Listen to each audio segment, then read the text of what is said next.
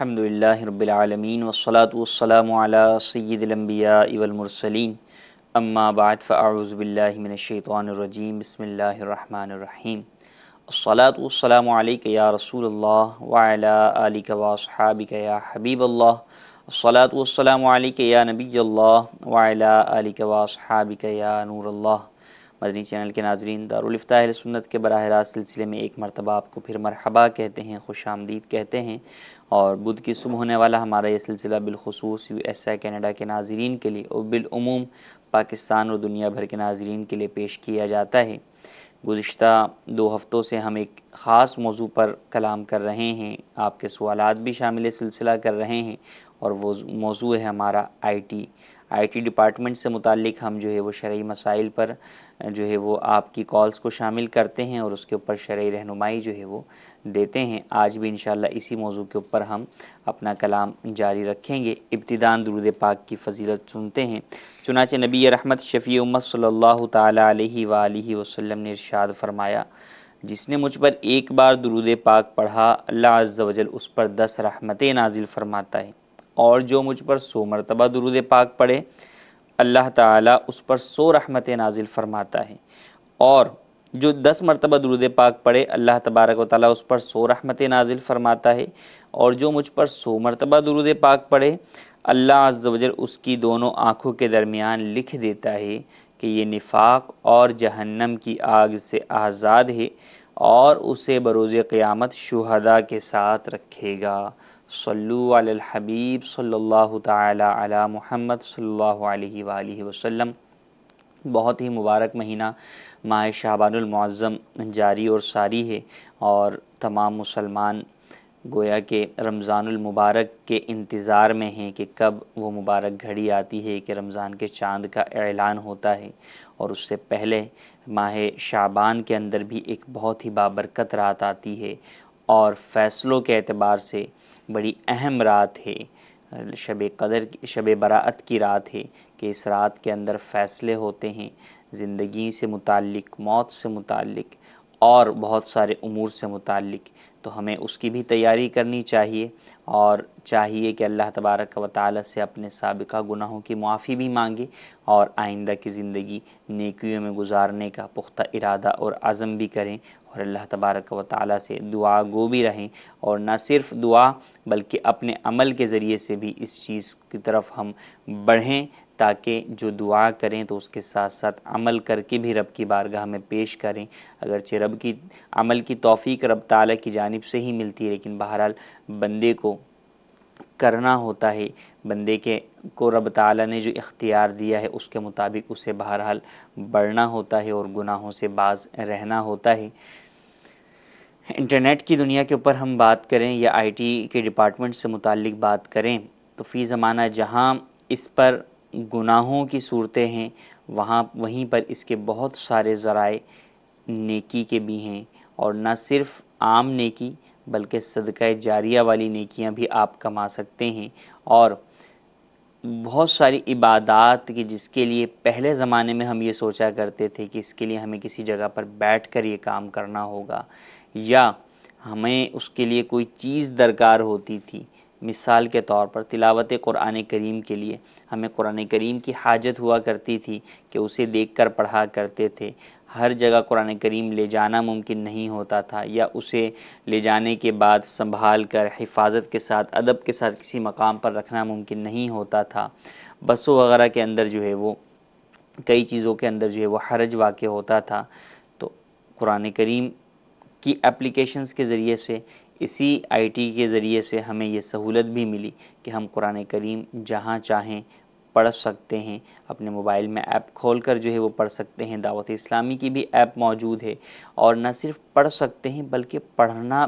بھی آسان ہو گیا۔ پڑھنے سے مراد ایک ہے خود تلاوت کرنا، اور ایک یہ ہے کہ قرآن سیکھنا اور سکھانا، یہ کتنا آسان ہو گیا کہ مدرسے جاتے تھے، جن کے گھروں کے قریب مدرسے نہیں ہوتے تھے انہیں کتنی پریشانی ہوتی تھی، لیکن اسی آئی ٹی ڈپارٹمنٹ کے ذریعے ہی جن لوگوں نے اچھا ذہن رکھا اور ایک اچھی سوچ کے ساتھ کام کیا تو اس کے نتائج آپ کے سامنے ہیں کہ اس وقت گھر بیٹھے آپ قرآن مجید کی تعلیم آن لائن حاصل کر سکتے ہیں۔ دعوت اسلامی کا بھی باقاعدہ مکمل شعبہ موجود ہے مدرسۃ المدینہ آن لائن، کہ آپ اس کے ذریعے سے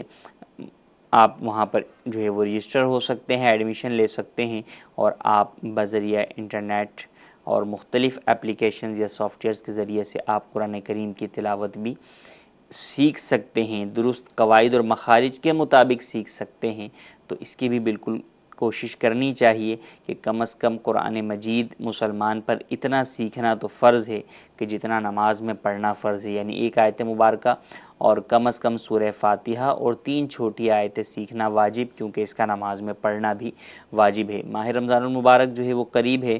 عام طور پر لوگوں کی رغبت جو ہے وہ اس ماہ میں جو ہے وہ بہت ساری عبادات کی طرف ہو جاتی ہے، تو انہی کے اندر ایک بہت پیاری ہی عبادت تلاوت قرآن کریم ہے۔ ویسے تو مسلمان کو پورا سال ہی تلاوت روزانہ کی بنیاد پر کرنی چاہیے، لیکن یہ چونکہ مبارک مہینہ ماہ نزول قرآن کا مہینہ ہے، اس لیے اس میں اور زیادہ رغبت بڑھ جاتی ہے۔ تو اب تلاوت تو کرنے جا رہے ہیں، مگر پہلے ٹھہر کر یہ سوچ لیجئے کہ کیا آپ کو درست تلاوت کرنا آتی ہے؟ کیا آپ اسی طرح تلاوت کرنا جانتے ہیں کہ جس طرح اللہ تبارک و تعالی نے اس پاک کلام کو نازل فرمایا؟ اگر نہیں تو ابھی وقت ہے ہمارے پاس کہ ہم ماہ رمضان کی آمد سے پہلے قرآن مجید کی کئی چیزوں کو ہم سیکھ سکتے ہیں، تجوید اور قواعد کے مطابق سیکھ سکتے ہیں۔ پورا قرآن اگر نہ سیکھ سکیں، کچھ پارہ یا کچھ حصہ ہی سیکھ سکیں، تو کم از کم یہی ہو سکے گا کہ ہم اس تجوید کے مطابق پڑھے ہوئے حصے کو ہی بار بار پڑھ کر ڈھیر سارا ثواب اور فضیلتیں حاصل کر سکیں گے۔ تو اس کے لیے بھی آپ مدرسۃ المدینہ آن لائن کی جو ہے وہ سہولت سے جو ہے وہ فائدہ اٹھا سکتے ہیں، اور دیگر مختلف کورسز، نماز کورسز ہیں۔ تو اب نماز مسلمان پر ہر روز جو ہے وہ فرض ہے، اور 5 وقت کی فرض ہے۔ رمضان کے اندر ایک بہت سارے وہ لوگ جو عام طور پہ نماز نہیں پڑھتے، وہ بھی نماز کی طرف آ جاتے ہیں، لیکن لا علمی اور جہالت کی بنا پر اس نماز کو پڑھنے کے باوجود بھی، شرائط و فرائض کے اندر کمی ہونے کے باوجود وہ نماز ہماری قبول نہیں ہوتی، درست ہی نہیں ہوتی، تو چہ جائے کہ وہ قبول کیوں کر ہوگی۔ تو ان تمام چیزوں کے لیے ہمیں پہلے سے چیزیں سیکھنی ہوں گی۔ تو فوری طور پر جو ہے وہ اس بات کی بھی کوشش کیجئے کہ یہ جو ہمارے پاس ایک اللہ تبارک و تعالی کی گویا کہ نعمت ہے، آئی ٹی ڈپارٹمنٹ یا آئی ٹی کا جو شعبہ ہے، یا اس سے متعلقہ جو چیزیں ہمیں حاصل ہو رہی، اس کو کس طرح ہم اپنے نیک اور جائز کاموں میں استعمال کر سکتے ہیں، اور کس طرح زیادہ سے زیادہ اپنے دینی فوائد بھی ہم اس کے ذریعے سے حاصل کر سکتے ہیں۔ تو کئی مختلف کورسز جو ہے وہ دعوت اسلامی کی ویب سائٹ کے اوپر موجود ہیں، مختلف اپلیکیشنز موجود ہیں جن کے ذریعے سے ہم بہت سارا اپنا دین کا حصہ سیکھ سکتے ہیں۔ تو کوشش کریں اور بہت ساری چیزوں کو سیکھنے کی نیت بھی کریں، اور جلد از جلد جو ہے وہ انہیں سیکھ بھی لیں، تاکہ ماہ رمضان المبارک ہمارا مہینہ جب ہم یہ عبادتیں کریں تو ان عبادتوں کے ساتھ کم از کم ان عبادتوں کی صحت پر تو اطمینان ہو۔ قبولیت تو بندہ نہیں جانتا، رب تعالیٰ کی ذات رحیم و کریم ہے، قبول کرنے والی ہے، لیکن جو بندے کے اختیار میں ہے وہ یہ ہے کہ میں جو کام کر رہا ہوں کم از کم وہ کام تو درست ہو، جو شریعت نے اس کی شرائط، فرائض، ارکان، واجبات، جو چیزیں بیان کی ہیں وہ تمام تو میں پورے ادا کروں، ان کے ادا کرنے کے بعد پھر قبولیت رب پر چھوڑ دوں کہ رب تعالیٰ قبول کرنے والا ہے اور وہ میری چیز کو قبول کرے گا۔ تو اللہ تبارک و تعالیٰ سے دعا ہے کہ ہمیں اس شعبے سے اپنے دین کی بہتری کے لیے اقدامات کرنے کی توفیق عطا فرمائے، اور اس ذریعے کو اپنے لیے نجات کا ذریعہ بنانے کی توفیق عطا فرمائے۔ ہم آپ کی کالز کو بھی شامل کرتے ہیں۔ جی کال سنائیے۔ میرا سوال یہ ہے، موسیقی کی ویب سائٹ سے حاصل شدہ آمدنی کا کیا حکم ہے؟ جی، ویب سائٹس کے ذریعے سے آمدن جو ہے وہ ایک اس شعبے کے اندر بہت ہی کامن سی چیز جو ہے وہ فی زمانہ ہو گئی ہے کہ ایک مرتبہ آپ کوئی اس طرح کی چیز بنا دیتے ہیں اور پھر اس کے اوپر آپ کو جو ہے وہ انکم ہوتی چلی جاتی ہے۔ اب اگر وہ ذریعہ آمدن آپ کا حلال ہے تو لازمی سی بات ہے انکم حلال ہوگی، اور اگر ذریعہ آمدن ہی جو ہے وہ آپ کا حرام ہے تو کئی صورتوں کے اندر پھر انکم بھی حرام ہو جاتی ہے۔ تو اب موسیقی کی ویب سائٹ بنائی ہے تو اولاً تو یہ بنا کر گویا کہ گناہ جاریہ کی صورت بنا لی کہ جب تک یہ ویب سائٹ چلتی رہے گی اس شخص کو جو ہے وہ گناہ ملتا رہے گا، تو اولاً تو اسے ختم کرنا ضروری ہے تاکہ یہ گناہ جاریہ کا سلسلہ موقوف ہو جائے، اور اس کے ازالے کے لیے چاہیے یہ کہ کوئی جو ہے وہ اچھی دینی ویب سائٹ بنائے، اہل سنت کے بیانات پر مشتمل جو ہے وہ علماء اہل سنت کے بیانات پر مشتمل ویب سائٹ بنائے، یا دعوت اسلامی کی ویب سائٹ کو ہی جو ہے وہ اپنی ویب سائٹ کے ذریعے سے جو ہے وہ اس کی جو ہے وہ تشہیر کیجیے، تاکہ جو ہے وہ ایک مستند دینی مواد جو ہے وہ آگے تک پہنچ سکے۔ بہرحال ایسی یا اس طرح کی کوئی بھی گناہ کی اگر کوئی ویب سائٹ یا اپلیکیشن بنائی ہے تو اسے ختم کیا جائے، اللہ عز و جل کی بارگاہ میں سچی توبہ بھی کی جائے، اور اس ذریعے سے جو بھی انکم حاصل ہوئی ہے وہ اس کو صدقہ کر دیا جائے۔ جی مزید کال۔ میرا سوال یہ ہے کہ قرآنی آیات یا نعت شریف کو موبائل کے رنگ ٹون بنانا جائز ہے یا نہیں؟ قرآنی آیات یا نعت شریف کی موبائل کی رنگ ٹون، دیکھیں اولاً تو فی زمانہ ہمارے ہاں بہت ساری رنگ ٹون جو ہے وہ میوزیکل ہوتی ہیں، تو ان سے تو بچنا ہی چاہیے کہ ایک مسلمان کو موسیقی سے نفرت ہونی چاہیے۔ کیوں؟ کیونکہ نبی کریم صلی اللہ تعالیٰ علیہ وآلہ وسلم نے اپنی بعثت کے مقاصد بیان کرتے ہوئے ارشاد فرمایا کہ مجھے اس لیے بھیجا گیا کہ میں مزامیر کو توڑ دوں۔ تو موسیقی نبی کریم صلی اللہ علیہ وسلم کو ناپسند تھی، تو ہم مسلمان کو بھی ناپسند ہونی چاہیے، تو عام جو ہے وہ ٹون لگائی جائے۔ ہاں اس مقام پر نعت کی یا قرآن کریم کی ٹون بھی نہ لگائی جائے، کیونکہ قرآن کریم کی ٹون بجے گی تو وہ کسی بھی جگہ بج سکتی ہے، آپ واش روم میں ہیں جب بھی بج سکتی ہے، یوں ہی جب وہ بجے گی تو آپ درمیان میں کسی جگہ بھی اسے کاٹ کے کال ریسیو کریں گے کہ آپ کا مقصد کال ریسیو کرنا ہے۔ پھر قرآن کریم کی آیت کا مقصد جو ہے وہ سننا، سنانا، واعظ و نصیحت، یہ سارے مقاصد ہیں، اطلاع دینا مقصود نہیں ہے۔ تو جب اس کو اطلاع دینے کے لیے لگایا گیا کہ کال کی ٹون کے ذریعے سے آپ کو گویا کہ اطلاع ہوتی ہے کہ آپ کی کال آ رہی ہے، تو یہ اس آیت مبارکہ کی جو ہے وہ شان کے خلاف ہے، تو لہٰذا آیت مبارکہ کو نعت کو یہ موبائل کی ٹون کے اوپر ہرگز نہ لگایا جائے۔ جی مزید مفتی صاحب کی بارگاہ میں سوال عرض یہ ہے، اگر امام اور صرف ایک ہی مقتدی ہو تو جماعت کس طرح کروائے، اور اگر شروع جماعت کے دوران دوسرے مقتدی آنے لگے تو اب اس کو کھڑے رہنے کی ترکیب اس طرح ہونی چاہیے، اور اگر آخری قاعدے میں بیٹھے اس وقت کوئی تیسرا مقتدی آئے تو کیا کرنا چاہیے؟ برائے کرم تفصیل سے کچھ جواب ارشاد فرما دیجیے۔ جی مزید کال۔ میرا آپ سے سوال ہے کہ استغفار کے معنی کیا ہے اور استغفر اللہ کے معنی کیا ہے؟ پلیز مہربانی کر کے اس کا مجھے جواب۔ جی مزید کال۔ ساجد اقبال، رمضان شریف کے روزوں کے بارے میں شرعی رہنمائی لینا چاہتا ہوں کہ میں دمے کا مریض ہوں، پورا سال دوائی کھاتا ہوں، جس کی وجہ سے بہت زیادہ خشکی اور طبیعت میں گرمی رہتی ہے، بار بار منہ خشک رہتا ہے، تو میں روزوں کے بارے میں چاہتا ہوں کہ میں رمضان شریف کے روزے رکھنے میں دشواری ہوتی ہے، میرے لیے شرعی کے کیا حکم ہے کہ رمضان شریف کے فرض روزوں کے بارے میں کیا کروں؟ جی پہلا سوال یہ کہ جماعت کے لیے ہمارے پاس کتنے افراد ہونے چاہیے، اور اگر 2 افراد ہوں تو کیا جماعت ہو جائے گی، اور اگر ہو جائے گی تو پھر کہاں پر مقتدی کھڑے ہوں گے، اور بعد میں آنے والے کس طرح جماعت میں شمولیت اختیار کریں گے۔ جماعت کے لیے کم از کم 2 افراد جو ہے وہ ضروری ہیں، ایک امام اور ایک مقتدی۔ اگر 2 افراد بھی ہیں تو جماعت ہو سکتی ہے، جبکہ ان میں سے کوئی ایک جو ہے وہ امامت کے منصب کا اہل ہو، کہ شرائط امامت اس میں پائی جاتی ہوں، سنی صحیح العقیدہ ہو، داڑھی منڈا نہ ہو، فاسق معلن نہ ہو، اعلانیہ گناہ کرنے والا نہ ہو، اس کی قراءت درست ہو، مسائل نماز جانتا ہو، شرعی معذور نہ ہو۔ شرعی معذور سے مراد ہاتھ پاؤں کٹا والا معذور نہیں، بلکہ وہ معذور کہ جس کو کوئی ایسی بیماری لاحق ہے کہ جس کی وجہ سے اس کا وضو بار بار ٹوٹتا رہتا ہے، تو وہ شرعی معذور میں شمار ہوتا ہے۔ تو یہ جو شرائط ہیں ان پر وہ پورا اترتا ہو تو بالکل 2 افراد ہیں تو ان میں جماعت ہو سکتی ہے۔ جب 2 افراد میں جماعت ہوگی تو ایسی صورت میں مقتدی امام کے ساتھ کھڑا ہوگا اور اس کی داہنی جانب یعنی سیدھی جانب جو ہے وہ کھڑا ہوگا اور امام کے ساتھ کھڑا ہوگا، پیچھے نہیں کھڑا ہوگا، امام کے ساتھ کھڑا ہوگا۔ بس اتنا فرق ہوگا کہ مقتدی کے جو پیر کے ٹخنے ہیں وہ امام کے ٹخنے سے پیچھے ہوں گے، تو تھوڑا سا جو ہے وہ فاصلہ جو ہے وہ رکھا جائے گا، زیادہ فاصلہ رکھنے کی یا پیچھے کھڑے ہونے کی حاجت نہیں ہے، تو یوں جماعت کی جائے گی۔ اب اگر ایک اور مقتدی آیا ہے تو وہ امام کے جو ہے وہ الٹی جانب جو ہے وہ کھڑا ہو جائے۔ اب اگر اس کے بعد اور زیادہ جو ہے وہ مقتدی آتے ہیں تو پھر یا تو امام آگے بڑھ جائے یا یہ دونوں مقتدی جو ہے وہ پیچھے ہو جائیں، اور یوں صف جو ہے وہ پیچھے بنا لی جائے کہ 2 سے زائد مقتدیوں کا امام کے ساتھ کھڑا ہونا یہ جائز نہیں ہے۔ تو جب 2 مقتدی جو ہے وہ آ گئے ہیں تو اب تیسرا شامل ہے، تو اب امام یا تو آگے بڑھ جائے یا یہ 2 پیچھے جو ہے وہ آ جائیں اور امام کے ساتھ کھڑے ہو کر امام کے پیچھے کھڑے ہو کر نماز مکمل کریں۔ دوسرا سوال ہمارا استغفار اور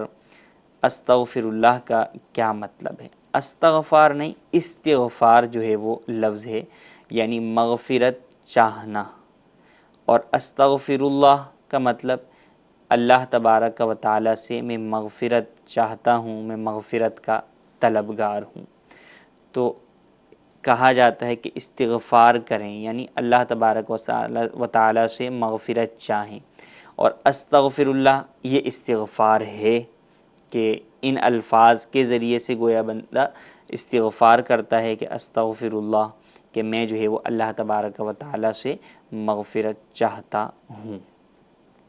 تیسرا سوال کہ دمے کے مریض ہیں تو روزے کیسے رکھیں؟ دیکھیں، مشقت تو روزوں کے اندر ہر ہی شخص کو عموماً ہوتی ہے، الا یہ کہ جو روزوں کا شیدائی ہوتے ہیں، بزرگ ہوتے ہیں، تو انہیں مشقت کے بجائے لطف اور محبت جو ہے اور سرور آتا ہے روزہ رکھنے سے۔ اور اس کے برعکس اگر ہم دیکھیں تو نارمل لوگوں کا حال یہی ہے کہ روزے کے اندر تکلیف اور مشقت کے کھانا پینا دیگر چیزیں رکی ہوتی ہیں، تو ایک جو ہے وہ کیفیت ہوتی ہے۔ لیکن بہرحال روزہ رکھنا ہی ہے، مشقت بھی برداشت کرنی ہے، صبر کرنا ہے کہ اسی صبر کے اوپر اجر ملنا ہے۔ ہاں، اب وہ افراد کے جو بعض بیماریوں کی وجہ سے روزہ رکھنے پر قادر ہی نہیں ہیں، جیسے دمے والا مریض ہے یا شوگر والا ہے، کہ اب اگر دمے والے کو جو ہے وہ دمے کا جو ہے وہ اٹیک ہوا تو اب وہ جب تک جو ہے وہ پمپ نہیں لے گا اس وقت تک جو ہے وہ سانس بحال نہیں ہوگی، جان کو خطرہ جو ہے وہ ہو سکتا ہے۔ تو ایسے افراد کے لیے حکم یہ ہے، اگر تو انہیں یہ پتہ ہے کہ مجھے لازمی طور پر اس طرح کی صورتحال پیدا ہی ہوتی ہے کہ اگر میں روزہ رکھوں گا تو میں رکھ ہی نہیں سکوں گا، لازمی سی بات ہے 2-3 مرتبہ مجھے جو ہے وہ پمپ لینا پڑے گا، تو ایسی صورت میں انہیں روزہ چھوڑنے کی تو اجازت ہے، لیکن بہرحال روزے قضا ہوتے رہیں گے ان کے، اور ان کے لیے حکم یہی ہے کہ جب بھی صحت یاب ہو جائیں تو ان روزوں کو ادا کریں۔ اب اگر گرمی میں روزے پڑ رہے ہیں رمضان کے، لیکن سردی میں روزے چھوٹے ہوتے ہیں اور موسم بھی جو ہے وہ ٹھنڈا ہوتا ہے، اور یہ دمے والا مریض جو ہے وہ ان ایام کے اندر اپنے روزوں کی قضا کر سکتا ہے، تو اس کے لیے حکم یہی ہوگا کہ ان ایام میں اپنے روزوں کی قضا کرے۔ پھر اگر مسلسل روزے نہیں رکھ سکتا، چھوڑ کر روزے رکھ سکتا ہے، تو یہی حکم ہوگا کہ چھوڑ کر روزے رکھے۔ حتیٰ کہ رمضان میں بھی یہی حکم ہوگا کہ اگر رمضان میں مسلسل روزے رکھنے کا اس کو مسئلہ ہے، لیکن 3 دن میں 1 دن روزہ رکھے تو رکھ لے گا، پورا کر لے گا، تو ایسی صورت کے اندر اس کے لیے یہی حکم ہوگا کہ جتنے روزے رکھ سکتا ہے رکھے، جو رہ جائیں ان کی بعد میں قضا کرے۔ اب اگر کوئی ایسا مریض ہے کہ وہ بعد میں بھی نہیں رکھ سکتا، سردی کے ایام میں بھی نہیں رکھ سکتا، کبھی بھی اس میں وہ طاقت نہیں ہے، تو اس کو یہی کہا جائے گا کہ وہ انتظار جو ہے وہ کرتا رہے کہ اللہ تبارک و تعالیٰ جب مجھے شفا دے گا تو میں اپنے ان روزوں کی قضا کروں گا۔ اور اگر وہ شفا یاب نہیں ہوتا تو اب 2 صورتیں ہوں گی کہ بڑھاپے کی عمر سے پہلے ہی وہ شخص جو ہے وہ اس کے انتقال کا وقت قریب آ جائے گا، تو اب ایسی صورت کے اندر وہ وصیت کر کے جائے گا کہ میرے مال میں سے میرے اتنے روزوں کا فدیہ ادا کیا جائے، تو 1/3 مال میں اس کی وصیت نافذ ہوگی اور اس کے مطابق ادائیگی کی جائے گی۔ اور اگر وہ بڑھاپے کو پہنچ جاتا ہے اور بڑھاپے کی اس عمر کو پہنچ جاتا ہے کہ دمے کے مرض کی وجہ سے نہیں، شوگر کے مرض کی وجہ سے نہیں، یا کسی مرض کی وجہ سے نہیں، نفس بڑھاپے کی وجہ سے وہ اتنا عاجز ہو جائے کہ روزہ رکھنے پر قادر ہی نہیں، بڑھاپے کی وجہ سے، تو اب ایسی صورت کے اندر اس شخص کے لیے حکم یہ ہوگا کہ جب وہ روزہ رکھنے پر قادر ہی نہیں، نہ سردی میں، نہ گرمی میں، نہ لگاتار، نہ متفرق، کسی بھی طور پر اور یہ اس کی کیفیت اب بڑھاپے کی وجہ سے اس کنڈیشن کو پہنچ گیا ہے، تو اب اس کے لیے حکم ہوگا کہ وہ اپنے روزوں کا فدیہ ادا کرے۔ تو اس بڑھاپے کے ٹائم میں جو روزے آئیں گے ان کا بھی فدیہ ادا کرے گا، اور جو پچھلے اس کے اوپر جتنے قضا روزے تھے شوگر کی بیماری کی وجہ سے، دمے کی بیماری کی وجہ سے، ان روزوں کے بھی فدیہ وہ اس عمر میں جا کر ادا کر سکتا ہے، تو اس کے وہ فدیہ ادا کرنے سے وہ روزے ادا ہو جائیں گے۔ تو یہ مکمل کنڈیشن ہے کہ فدیہ ہر صورت میں نہیں ہے۔ بعض لوگ یہ سمجھتے ہیں کہ روزہ نہیں رکھا فدیہ دے دیتے ہیں، یوں نہیں۔ فدیہ یا تو مرحوم کے لیے ہوتا ہے کہ اس کے روزوں کے فدیے ادائیگی کے لیے فدیہ ادا کیا جاتا ہے، یا پھر شیخ فانی کہ وہ شخص جو بڑھاپے کی وجہ سے اپنی اس عمر کو پہنچ گیا کہ بڑھاپے کی وجہ سے وہ روزہ رکھنے سے عاجز ہے، تو اس کے لیے فدیے کا حکم ہوتا ہے۔ تو ان باتوں کو پیش نظر رکھا جائے گا تو صورت مسئولہ واضح ہو جائے گی۔ اور کئی لوگوں کو اس طرح کی جو ہے وہ بیماریوں کا سامنا کرنا پڑتا ہے، تو حتی الامکان وہ مختلف زاویوں سے، مختلف ایام میں، مختلف موسم کے اندر جو ہے وہ اپنے آپ کو چیک کرتے رہیں کہ کسی طرح ہم روزے رکھ سکیں۔ اگر رکھ پائیں تو بالکل روزہ رکھیں۔ ہاں روزہ رکھ لیتے ہیں، درمیان میں ایسی کنڈیشن ہو جاتی ہے کہ بالکل جو ہے وہ جہاں پر آ گئی ہے، تو ایسی صورت میں روزہ توڑنے کی بھی اجازت ہے، روزہ توڑ سکتے ہیں اور گناہگار نہیں ہوں گے کہ جب مجبوری ہے تو ایسی صورت کے اندر وہ گناہگار بھی نہیں ہوں گے۔ تو یوں بیماریوں والے اپنے آپ کو مختلف موسم اور مختلف چھوٹے بڑے ایام میں چیک کریں، جہاں ممکن ہو وہاں کے مطابق وہ روزے رکھ لیں، اور جہاں ممکن نہ ہو تو پھر بڑھاپے تک انتظار کریں۔ اس سے پہلے اگر جو ہے وہ بلاوا آ جائے، وقت انتقال آ جائے، تو وصیت جو ہے وہ اپنی اولاد کو کریں، اور اگر بڑھاپے کو پہنچ جائیں تو پھر بڑھاپے کی اس کیفیت میں پہنچنے کے بعد ان روزوں کا فدیہ ادا کریں گے۔ جی مزید کال۔ میرا سوال یہ ہے، کسٹمر ہمیں پروجیکٹ دیتا ہے اور پروجیکٹ کے مکمل ہونے کا ہدف مانگتا ہے،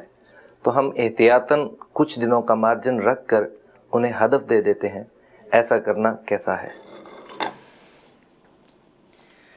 بہت سارے کام ہیں جن کا تعلق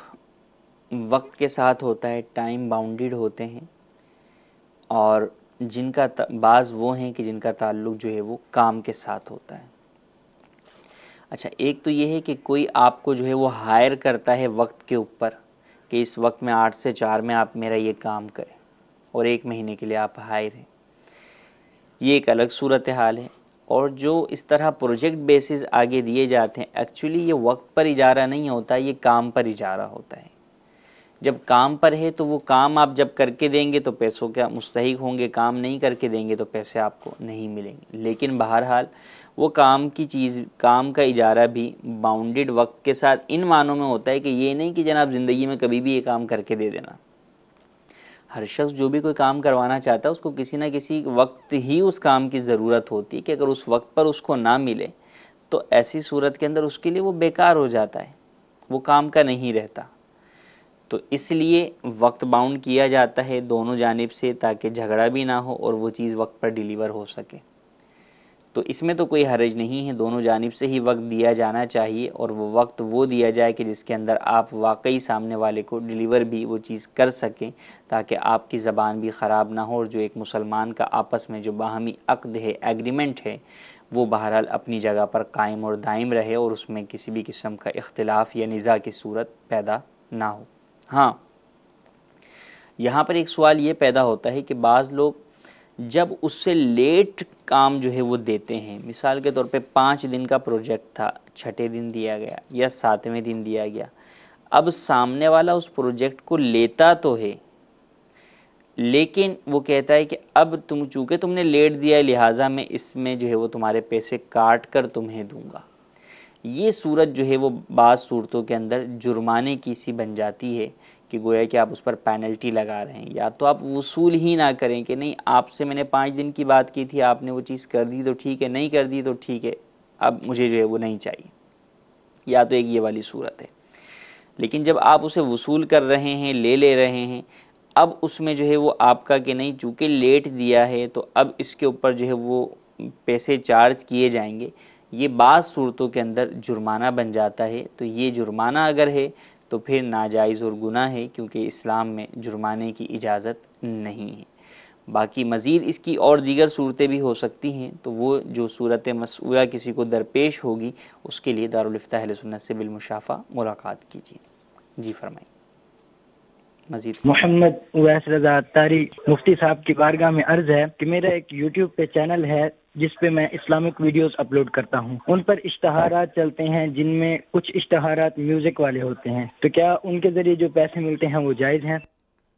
جی مزید کال۔ جی میرا ایک سوال ہے کہ اینک سے نماز پڑھ سکتے ہیں؟ جی مزید سب۔ میرا نام محمد عرفان اتاریہ ہوں۔ میرا سوال یہ ہے کہ اگر بندہ نماز کے اندر ہو اور وضو ٹوٹ رہا ہو یعنی ہوا خارج ہو رہی ہو تو بندہ روک لے اور وہ چلی جائے، تو اسی حالت میں بندہ نماز پڑھ لے تو کیا نماز ہو جاتی ہے؟ جی پہلا سوال کہ یوٹیوب چینل بنا کر جو ہے وہ یا مختلف اور دیگر جو ہے ویب سائٹس کے اوپر اپنے چینلز بنا کر اس پر ایڈ جو ہے وہ حاصل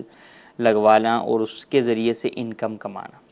اب جیسے کہ سائل نے بیان کیا، ہمارے سائل محترم نے، کہ موسیقی والے بھی ہوتے ہیں، فقط یہی نہیں ہوتا بلکہ بعض کے اندر بے پردہ خواتین کی تصاویر بھی ہوتی ہیں۔ اچھا بعض میں یہ دونوں چیزیں نہ ہوں، وہ جس چیز کی طرف بلایا جا رہا ہے وہ چیز ہی جو ہے وہ گناہ والی ہے،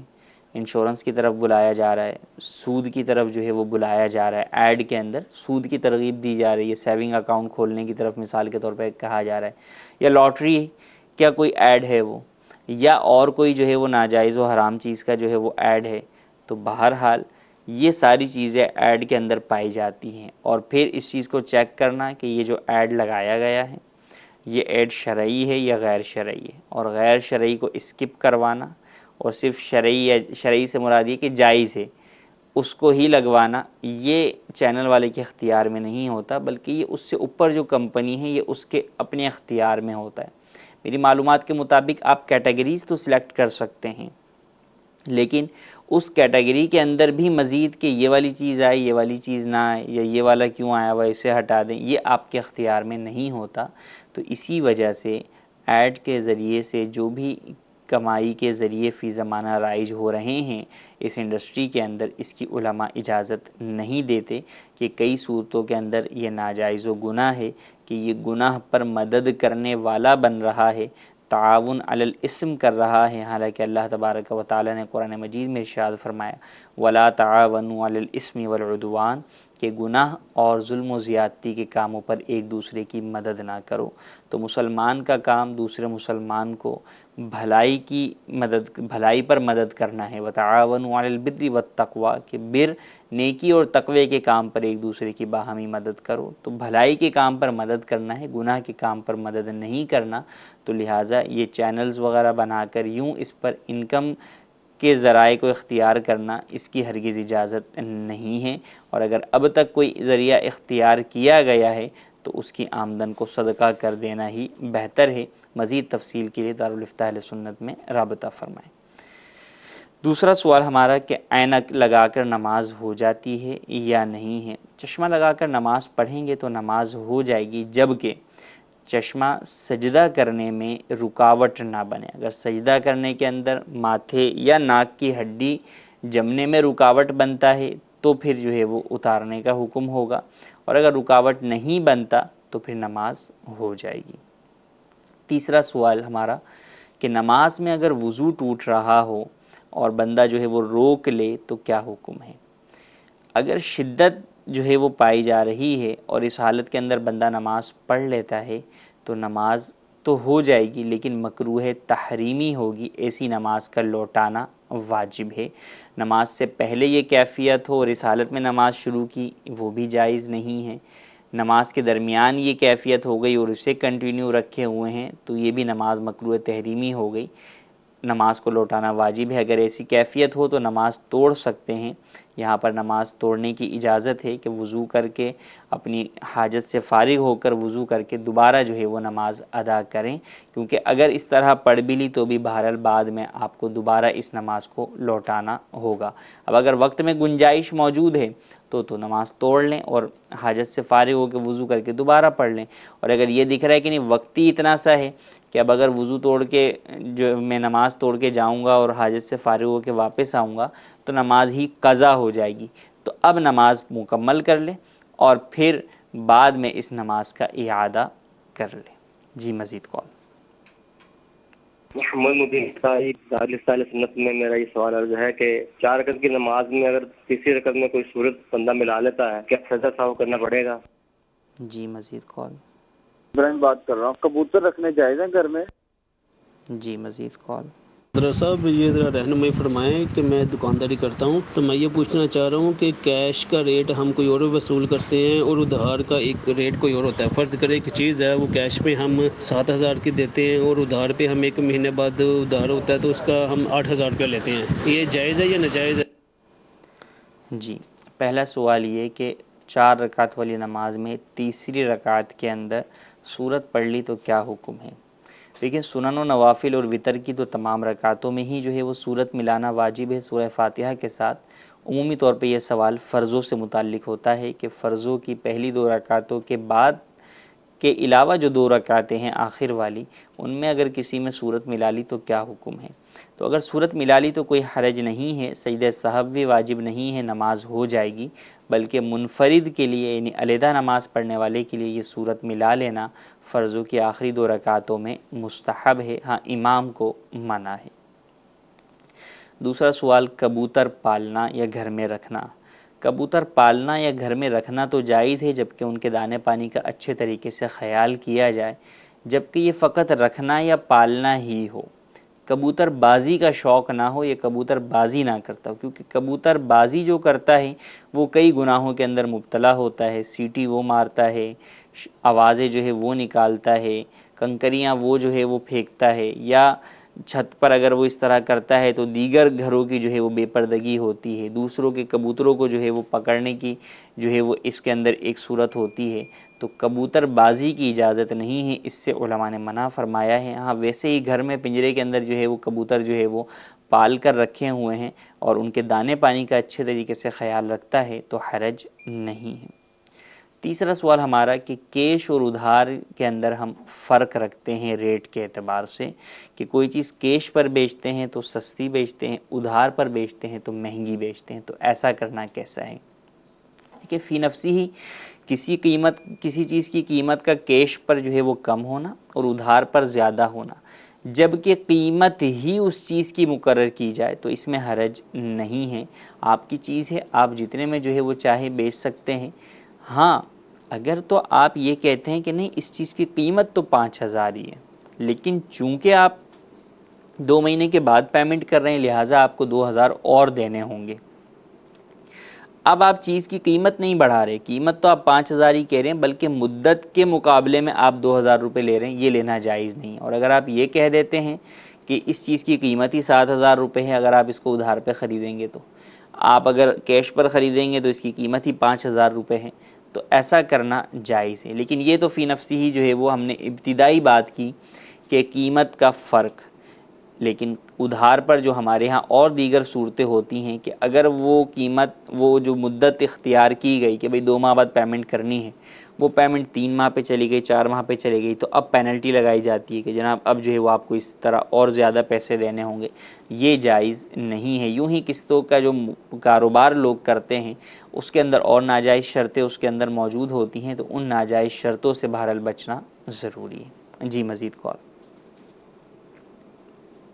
مفتی صاحب کی بارگاہ میں میرا سوال ہے کہ نماز کی حالت میں اگر موبائل فون بجے تو اس کو بند کرنے کا طریقہ کیا ہے، اور نماز کی حالت میں موبائل فون کو استعمال کرنے یا اس حوالے سے جو گزارشات ہیں وہ ارشاد فرمائیں۔ نماز میں موبائل فون بج جائے، اولاً تو یہ کہ نماز میں اللہ تبارک و تعالیٰ کی بارگاہ میں بندہ حاضر ہو رہا ہے تو اس بارگاہ میں جانے سے پہلے ہی اس بارگاہ کا تقدس اور دیگر تمام چیزوں کو پیش نظر رکھتے ہوئے اپنے آپ کو اس کے مطابق جو ہے وہ تیار کیا جائے۔ آخر ہم دنیا میں بھی تو جو ہے وہ انٹرویو دینے جاتے ہیں تو اس کے مطابق تیار ہو کر جاتے ہیں، موبائل بھی سائلنٹ پہ کر لیتے ہیں، تو رب کی بارگاہ میں جا رہے ہیں، تمام جہانوں کے مالک کی بارگاہ میں جا رہے ہیں، تو وہاں کتنے ادب و آداب کا خیال رکھنا ضروری ہے یہ ہمیں خود سوچنا چاہیے۔ تو موبائل بند کر دینا چاہیے، لیکن اگر بھولے سے رہ گیا اور نماز کے دوران بج گیا تو اب اگر عمل قلیل کے ذریعے سے بند کرنا ممکن ہے تو ایسی صورت کے اندر اسے عمل قلیل کے ذریعے سے بند کر دیا جائے۔ عمل قلیل مثال کے طور پہ اوپر والی پاکٹ کے اندر جو ہے وہ موبائل ہے اور اس کی کوئی بھی کی کا بٹن جو ہے وہ آپ نے یوں ہاتھ رکھ کر دبا دیا جس سے اس کی آواز جو ہے وہ بند ہو گئی، تو یہ عمل قلیل ہے، یوں آپ کی جو ہے وہ نماز بھی نہیں ٹوٹے گی اور آپ اس سے بھی آ جائیں گے۔ اور اگر عمل قلیل کے ذریعے ممکن نہیں ہے، پھر یہ دیکھا جائے گا کہ وہ ٹون اگر ایسی ہے کہ اس کی وجہ سے خود اس کی اپنی نماز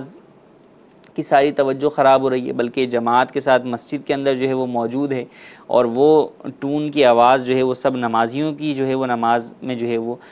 لوگوں کو تشویش میں مبتلا کر رہی ہے، تو پھر ایسی صورت کے اندر اس کو نماز توڑنے کی بھی اجازت ہوگی کہ نماز توڑ کر موبائل بند کرے اور پھر دوبارہ جو ہے وہ نماز نئے سرے سے شروع کرے۔ تو یہ عمل قلیل اور عمل کثیر دونوں چیزوں کا فرق بہرحال رکھنا ضروری ہے۔ عمل کثیر سے مراد کہ وہ عمل کہ جس کے ذریعے سے دور سے دیکھنے والے افراد جو ہے وہ اسے نماز میں شمار نہ کریں۔ اس کی مثال موبائل کے حوالے سے میں دیتا ہوں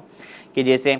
پیٹرن لوگ موبائل کے اوپر لگا ہوا اور کوئی شخص جو ہے وہ سائڈ پاکٹ سے جو ہے وہ موبائل نکالے اور پھر اس کا پیٹرن جو ہے وہ باقاعدہ کھولے اور پھر جو ہے وہ اسے سائلنٹ کے اوپر کرے یا کال کاٹے، تو اب اتنا یہ سارا کام کرے گا تو کوئی بھی دور سے دیکھنے والا اسے نماز میں شمار نہیں کرے گا، تو یہ عمل کثیر ہی ہوگا اور اس سے نماز فاسد ہو جائے گی۔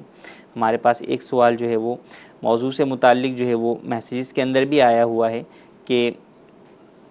ڈیزائنر کے لیے میوزک کی ویب سائٹ بنانے کی اجازت ہے یا نہیں ہے۔ یعنی ویب ڈیزائنر ہے، اب اس کو تو ڈیزائننگ کرنی ہے، لیکن جب اس کو معلوم ہے کہ یہ ڈیزائننگ جو ہے وہ اسی کام کے لیے ہو رہی ہے، ناجائز کام کے لیے ہی ہو رہی ہے، موسیقی کی ہی ویب سائٹ ہے، اور لازمی سی بات ہے ڈیزائننگ کے اندر اس کو بھی پھر ورڈنگز وغیرہ اور ساری چیزیں اس کے مطابق ہی رکھنی ہوں گی، تو اس کے لیے بھی یہ کام کرنا جائز نہیں ہوگا۔ ہاں اگر ایک کامن چیز ہے کہ جناب وہ آڈیو کی کوئی ایک ویب سائٹ ہے، چاہے اب اس کے اندر پیچھے ڈالنے والا اس جگہ پر نعت ڈال دے، چاہے وہ اس جگہ پر جو ہے وہ گانا ڈال دے، اگر اس طرح کی کامن ہے اور یہ بنانے والا اس کو کامن ہی جو ہے وہ بنا کر دیتا ہے، یہ اس کو گناہ کے اعتبار سے جو ہے وہ بنا کر نہیں دیتا، تو پھر ایسی صورت کے اندر اس پر گناہ نہیں ہوگا۔ پھر اس پر گناہ ہوگا کہ اگر کوئی شخص گانا ڈالے گا تو اس کا گناہ اس کے اوپر ہوگا جبکہ کامن ہو، لیکن اگر کامن نہیں ہے، ساری جو آئٹمز ہیں یا آئیکنز ہیں وہ تمام چیزیں یہ لکھ رہا ہے، ٹائپ کر رہا ہے، اسی اعتبار سے تھیمز جو ہے وہی جو ہے وہ موسیقی والی جو ہے وہ اس کو وہ کر رہا ہے، تو پھر ایسی صورت کے اندر اس کا یہ سارے کام کرنا بہرحال گناہ کے اندر مدد کرنا ہوگا اور یہ اس کے لیے جائز نہیں ہوگا۔ جی مزید کال رضوان اطاری عرض کر رہا ہوں، اس کے ساتھ سے میرا سوال ہے کہ میں دکان پہ کام کرتا ہوں، تو میں دکان پہ اکیلا ہوتا ہوں، تو مسجد بھی قریب ہے ہو اگر تو پھر دکان میں نماز پڑھی جائے تو نماز ہو جاتی ہے، یہ اس کا جواب بتاؤ ہمارے۔ جی مزید کال مفتی صاحب کی بارگاہ میں سوال یہ عرض ہے، میرے دو سوال ہے۔ پہلا سوال یہ ہے کہ اگر کوئی نفلی روزے رکھتا ہے اور اپنے اذان کے وقت پر ہی روزہ کھولتا ہے، اب غروب ہو جاتا ہے جیسے کہ 7:01 پر اور اذان ہوتی ہے 7:05 پر یا 6 پر، تو کیا وہ 4 منٹ 5 منٹ لیٹ کھولتا ہے تو اس صورت میں کیا گنہ گار ہوگا؟ کیا وہ غروب کے وقت غروب بے آفتاب ہو جائے اسی وقت روزہ کھولے؟ اس پر خلاصہ کلام فرما دے، جزاکم اللہ خیرہ۔ جی مزید کال میرا نام محمد فیروز طاری رضوی ہے۔ میرا سوال ہے حضرت آپ سے کہ کپڑے دھونے کی مشین کے اندر کپڑے پاک ہو جائیں گے حضرت؟ جی پہلا سوال جو ہے وہ کہ مسجد قریب ہے دکان سے لیکن دکان پہ اکیلے ہوتے ہیں تو نماز دکان میں ہی پڑھ سکتے ہیں یا نہیں؟ دیکھیں جب مسجد قریب ہے، اہل سنت کی مسجد ہے اور امام بھی وہ ہیں کہ جو تمام شرائط امامت پر پورا اترتا ہے، تو اب آپ پر جب جماعت واجب ہے مسجد کی تو پھر فقط اس وجہ سے کہ اکیلے ہیں دکان پر نماز پڑھنے کی اجازت نہیں ہوگی، بلکہ حکم یہی ہوگا کہ آپ یا تو دکان کو بند کر کے جو ہے وہ جائیں، اس پر وقفہ برائے نماز جو ہے وہ لگا کر جائیں اور باجماعت مسجد کے اندر ہی نماز ادا کریں۔ جماعت واجب ہے تو اس کو چھوڑنے کی اجازت نہیں ہے، یہ عذر نہیں ہوگا۔ دوسرا سوال ہمارا تیسرا سوال کپڑے سے متعلق تھا کہ کپڑے جو ہے وہ پاک کرنے سے متعلق جو ہے وہ ان کا سوال تھا کہ کپڑے پاک کرنے میں، یہ سوال ریپیٹ کر دیں اگر مجھے۔ اچھا، واشنگ مشین میں کپڑے ڈالنے کی صورت میں کیا حکم ہوگا؟ دیکھیں واشنگ مشین کے اندر اگر پاک ناپاک کپڑے دونوں ملا کر دھوئے تو وہ دونوں ہی جو ہے وہ ناپاک ہو جائیں گے اور ان کو دوبارہ پاک کرنا ہوگا۔ البتہ آٹومیٹک واشنگ مشین کے اندر فی زمانہ کچھ فنکشنز جو ہے وہ ایسے ہیں کہ اگر ان کو اختیار کیا جائے تو کپڑے پاک ہو جاتے ہیں۔ وہ فنکشنز یہ کہ جس فنکشن کے اندر وہ 3 مرتبہ نیا پانی لیتی ہے اور ہر مرتبہ پانی لینے کے بعد وہ اتنا نچوڑ دیتی ہے کہ اب مزید اگر آپ کپڑے کو نچوڑیں تو ایک قطرہ بھی پانی کا نہیں ٹپکے گا۔ اگر یہ والا آپشن اختیار کرتے ہوئے کپڑے دھوئے گئے اور تینوں مرتبہ یوں پانی لیا مشین نے اور تینوں مرتبہ نچوڑ دیا تو کپڑا پاک ہو جائے گا۔ کچھ سوالات ہمارے پاس جو ہے وہ مزید بھی ہیں،